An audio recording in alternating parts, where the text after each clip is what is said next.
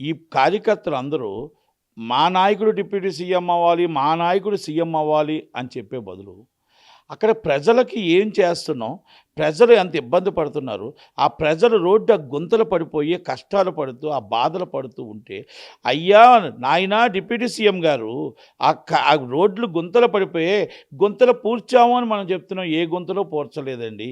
దయచేసి రోడ్లన్నీ మొత్తం టోటల్గా గత పాలకులు చేసినందుకు 11 సీట్లు ఇచ్చారు వాళ్ళకి. మనకు కూడా అదే పరిస్థితి వస్తుంది సార్. మనం దయచేసి వాళ్ళు చేయకపోయినా మనం చెయ్యాలి కదా అని కార్యకర్తలు పవన్ కళ్యాణ్ గారికి, చంద్రబాబు నాయుడు గారికి, లోకేష్ గారికి ఆ విషయాల కోసం మాట్లాడితే బాగుంటుందేమో అని నా ఉద్దేశం. ఎందుకంటే మనం మద్యం ఎవరైనా బెల్ట్ షాప్ పెడితే తాట తీస్తా అన్నారు అంతే. అది ఎవరికి కనబడలేదేమో. ఒక్క వైన్ షాపుకి 50 బెల్ట్ షాపులు ఉన్నాయి.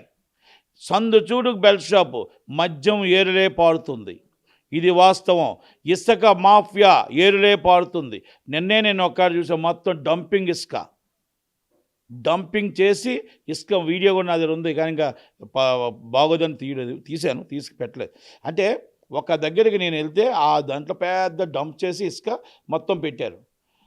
అంటే దేనికోసం ఇసుక తేవాలి?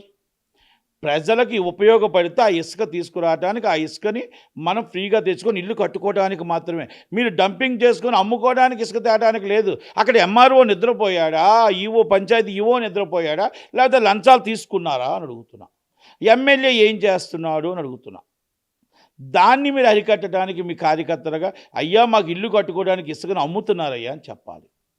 ఇవన్నీ నేను మొత్తం నిజాలు మాట్లాడుతున్నా, అబద్ధాలు కావు.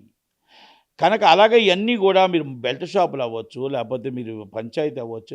పంచాయతీ ఈవోలు మొత్తం 13,200 మంది పంచాయతీ ఈవోలు అవినీతిలో చాలామంది కూరుకుపోయారు.